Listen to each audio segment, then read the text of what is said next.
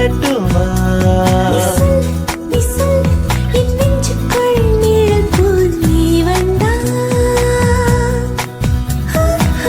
உதடு கடித்து பேசும் அழகை இதழில் இதழ் வைத்து சொல்லட்டுமா?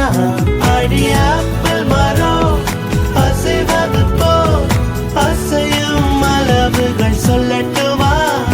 அன்பே